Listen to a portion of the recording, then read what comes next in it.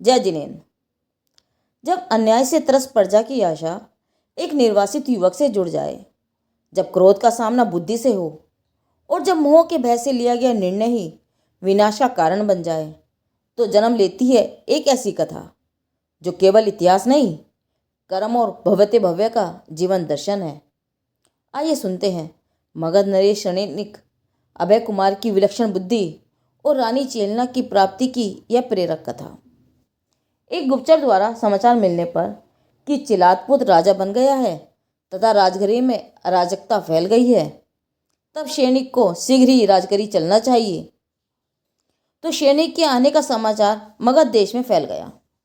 प्रजा को विश्वास हो गया कि अब हम पर हो रहा अत्याचार समाप्त हो जाएगा। सैनिक आए, समझो हमारी शांति आ गई। एक तरफ राजगृह की प्रजा सैनिक के आने पर यह अनुभव कर रही थी, वहीं दूसरी ओर चिलातपुत्र ने यह सुना तो वह डर के मारे कुछ सोना चांदी लेकर गायब हो गया। उधर सारे मंत्री व नागरिक सैनिक को राजा बनाने के पक्ष में हो गए और उसे गाजे बाजे के साथ राजदरबार में प्रवेश कराया। एक दिन राजा सैनिक को बीते दिन याद आने लगे, जब नंद ग्रामवासियों ने उन्हें बुरे दिनों में भोजन तक नहीं दिया था। अतः वह सोचने लगा, अब अपमान का बदला लेकर रहूंगा। फलस्वरूप राजा ने मंत्री को बुलाकर नंदीग्राम खाली कराने का आदेश दे दिया। मंत्री ने कहा, महाराज, इससे तो आपकी बहुत बदनामी होगी।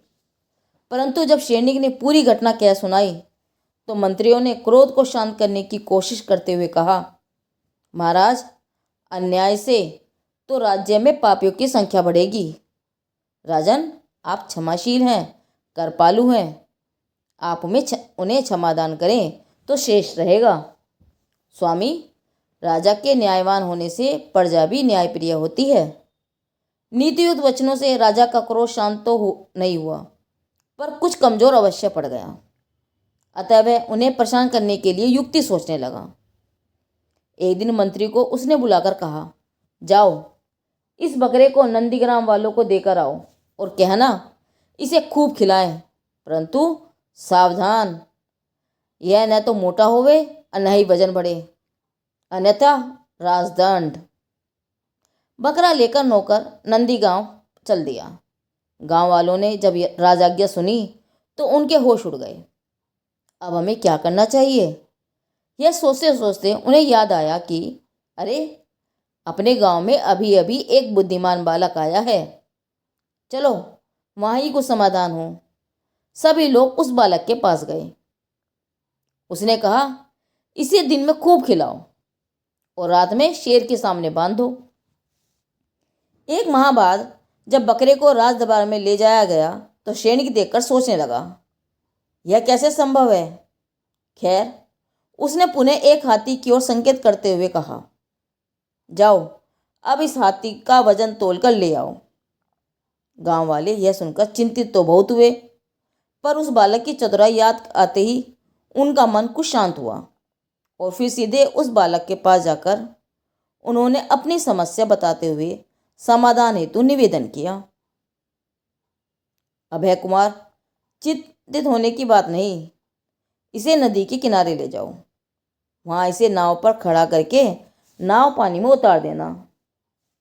नाव जितनी डूब जाए उतने पर निशान लगा लेना और फिर नाव को बाहर निकालकर हाथी को उतारकर नाव में उतना ही निशान तक कंकड़ पत्थर डालकर उन्हें तराजू से तोल लेना और इस प्रकार हाथी का वजन आसानी से निकल जाएगा। और इस पद्धति से हाथी का वजन निकालकर जब गांव वाले हाथी का वजन बतलाने राजदरबार गए, तब सैनिक को बड़ा आश्चर्य हुआ, पर उसने दंड देने की अपनी जिद न छोड़ते हुए क्रोधित हो पुनः आज्ञा दी, जाओ, शीघ्र ही बालू की रस्सी बनाकर लाओ, वरना मृत्युदंड। इस आदेश से सभी चिंतित हुए और सोचने लगे, वह बालक ना होता तो हम कभी के, वह तो हमारा भगवान है। फिर सभी बालक के पास गए। उसने उपाय बताया और बताए गए उपाय अनुसार वे दूसरे दिन सैनिक के यहाँ पहुँच गए और बोले, राजन, बालू की दूसरी रस्सी मिले तो वैसी ही सेवा में हाजिर कर दें, अन्यथा हमारा अपराध क्षमा कर दें। सही उत्तर सुन सैनिक सोचने लगा, वहाँ अवश्य ही कोई बुद्धिमान है, इनमें इतनी बुद्धि है ही नहीं। यह सोचकर सैनिक ने गुप्तचरों को आदेश दिया कि पता करो इनके कौन बचने का रास्ता बतलाता है। उसके पश्चात जब सैनिक को गुप्तचरों ने के माध्यम से पता चला कि एक बहुत ही बुद्धिमान बालक है और जिसका नाम अभय है और उसकी माता का नाम नंदश्री है, तब वह नंदीग्राम वासियों से अपना बैर बुलाकर उन दोनों को उत्सव पूर्वक घर बुला लेता है। राजा सैनिक अपने राजकाज एवं पारिवारिक जिम्मेदारियों का निर्वाह करते हुए जीवन व्यतीत कर रहे थे। एक दिन किसी चित्रकार ने राजकुमारी चेलना का चित्र भेंट किया। देखते ही सैनिक आश्चर्य में पड़ गए। सोचने लगे, यह सुंदरी कौन है, किस देश की राजकुमारी है, किसकी पुत्री है और मुझे कैसे प्राप्त हो सकती है, आदि आदि। जानकारी करने पर पता चला कि सिंधु देश के राजा चेटक की 7 कन्याओं में से यह 6वीं कन्या है और इसका नाम चेलना है, परंतु वह वीतरागी देवशास गुरु भक्त श्रावक को ही अपनी कन्या देता है। यह सुनकर राजा सैनिक सोच में पड़ गए कि मैं तो बोध हूँ, अब क्या किया जा सकता है। इस चिंता में वे अत्यंत चिंतित और उदास रहने लगे। पिताश्री की चिंता और उदासी का कारण जब अभय कुमार को पता चला, तब उसने पिता की आज्ञा से इस कार्य को करने के लिए एक जैन श्रेष्ठियों का संघ तैयार किया और राजा चेटक के यहाँ जा पहुंचा और सावधानी पूर्वक जैन होने का नाटक करते हुए पूजा पाठ करने लगा। इनके बहुधर्मात्मा होने की खबर राजा चेटक तक भी पहुंची।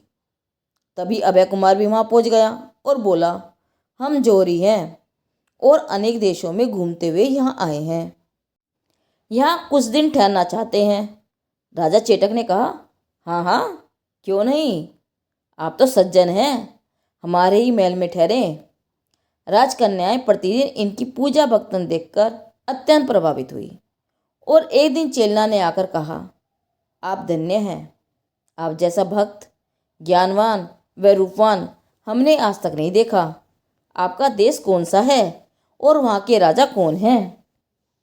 अभय ने कहा, हम मगध देश के जैन धर्म भक्त, रूपवान गुणवान राजा सैनिक की प्रजा हैं। राजा सैनिक के ज्ञान की प्रशंसा सुनकर वे कन्याएं उनसे विवाह के लिए ललचाने लगी और एक दिन वे चुपचाप अभय के पास आई और अभय से कहने लगी, महान सैनिक हमारे कैसे हों, कृपया हमें उपाय बतावें। कहाँ तो वे पुरुषोत्तम और कहाँ हम, परंतु वे ही हमारे स्वामी हों, नहीं तो यह जीवन बेकार है। अब तो हमारी आंखों से नींद उड़ गई। उन कन्याओं की बात सुनकर अभय मन ही मन प्रसन्न हुआ और एक गुप्त सुरंग बनाकर चेलना को रथ पर बिठाकर राजगृह ले आया। सेठ इंद्रदत्त के यहाँ चेलना को ठहराकर पिता महाराज राजा सैनिक को समाचार दिया और उसके पश्चात सैनिक और चेलना की शादी हो गई। कुछ समय बाद चेलना ने कुणिक को जन्म दिया।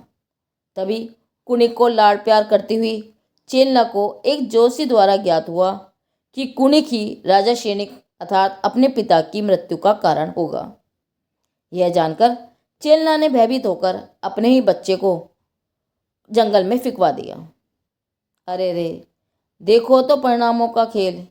एक समय पहले जिसे लाड़ प्यार कर रही थी, जिसे कितना कष्ट सहकर जन्म दिया, पति का मरण न हो जाए इस भय से अब उसे जंगल में ही फिकवा दिया। विचार करो, क्या कुणिक को जंगल में फिकवा देने से सैनिक की मृत्यु टल जाएगी? कदापि नहीं। फिर भी मोह और भय से एक संगी पंचेंद्रिय जीव को हानि पहुंचाने के भाव करके यह जीव कैसे खोटे पाप कर लेता है, जबकि उसे हानि होना नहीं होना उसके भवितव्य भव्य पर निर्भर करता है। आगे देखें कुणिक का क्या होता है। जब इस बात का पता सैनिक को चलता है, तब वे उसे तुरंत वापस मंगवा लेते हैं और उसका भले प्रकार से लालन पोषण करते हैं। रानी चेलना के रूप में मानो राजा सैनिक ने अपनी मृत्यु ही बुलाई है। इसे होनहार भवितव्य भव्य और आदि सिद्धांतों का सहजी बोध होता है। भव्य जीव इनको समझकर सहजी समता धारण कर मुक्ति मार्ग पर लग जाते हैं और अज्ञानी उनमें फेरबदल करने की भावना से अपना संसार बढ़ा लेते हैं। वर्तमान में तो दुखी होते ही हैं, कर्म बंधन कर भविष्य में भी दुखी होते हैं। अतः हमें सावधान रहना चाहिए। राजा सैनिक बोध और रानी चेलना जैन के गृहस्थ जीवन की विसंगतियाँ, योशद्र मुनिराज पर उपसर्ग, सैनिक का जैन धर्म अपनाना और कुनिक का राज्य मिलना, सैनिक का मरण आदि घटनाओं को जानने के जिज्ञासु पाठक आगामी कथा अवश्य सुने। सैनिक के राजा बनने का यह वर्णन जैन धर्म की कहानियाँ भाग 24 से लिया गया है। जिनदेव की वाणी आगम वाणी।